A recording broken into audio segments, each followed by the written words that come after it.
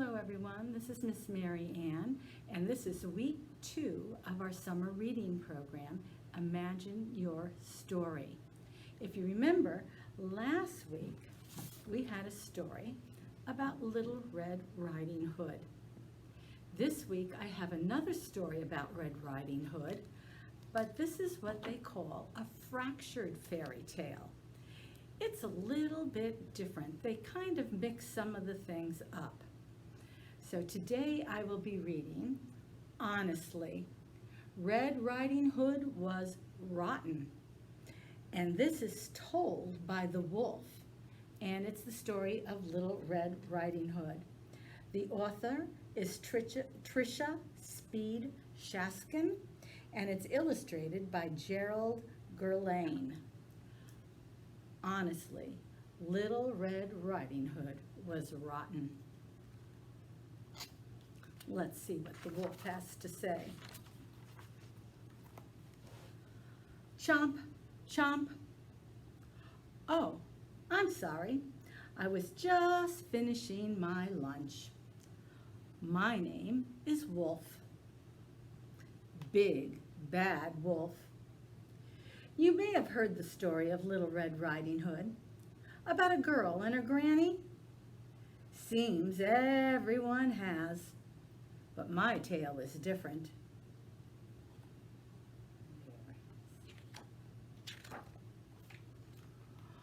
Once upon a time, I ran out of food, completely.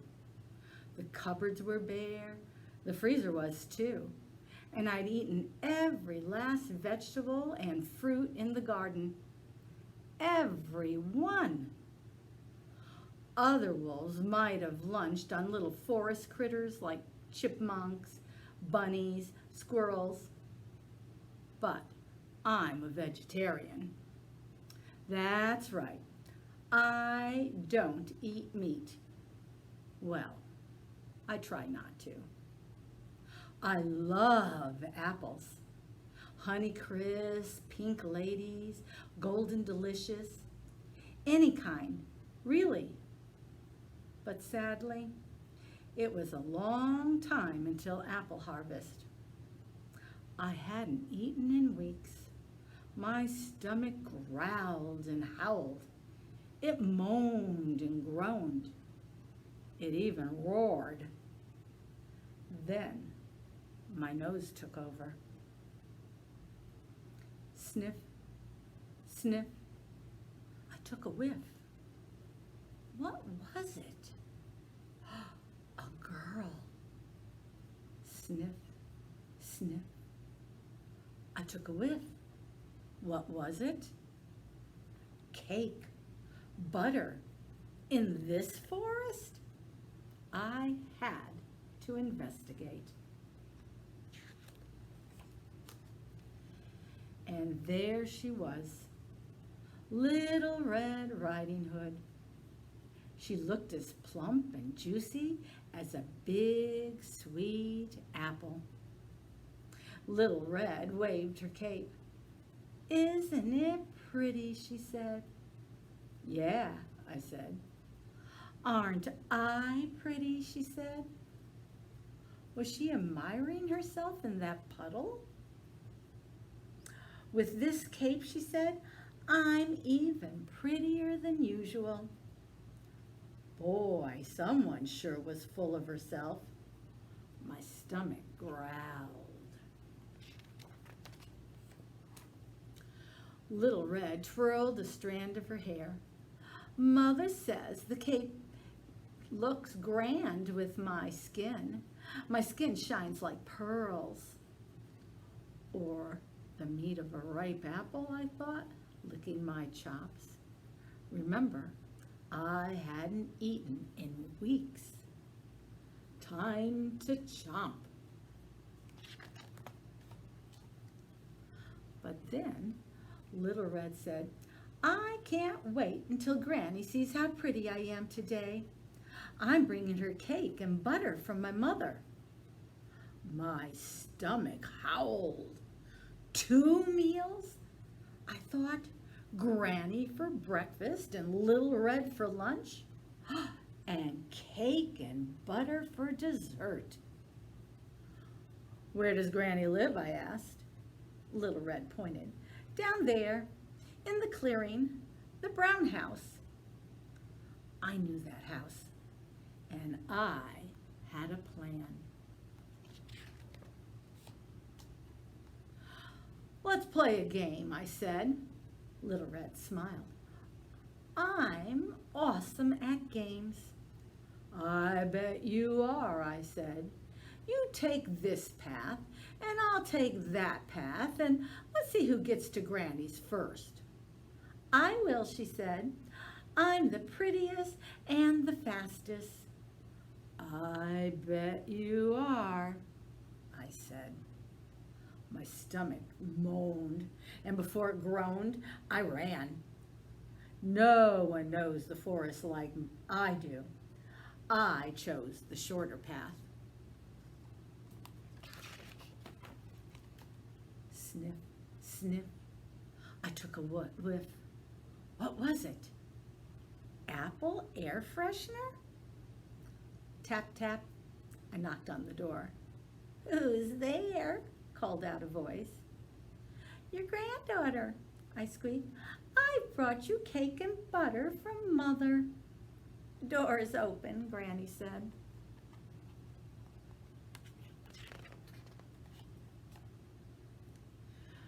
Granny tugged at her nightcap. Green, she said. Isn't it pretty?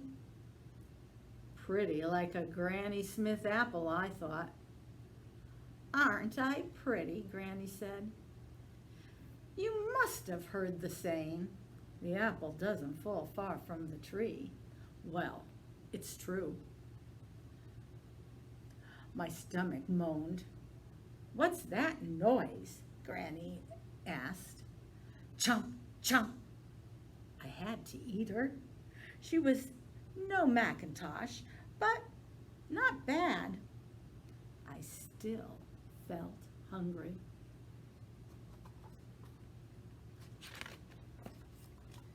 Tap, tap, went Little Red, knocking on the door. Who's there? I called out, crawling into Granny's bed. Your granddaughter, Little Red said. I brought you cake and butter from Mother. Door's open, I said. Little Red walked in and caught a glimpse of herself in the mirror. Isn't my cape pretty, Granny? She said. Aren't I pretty? I clenched my teeth.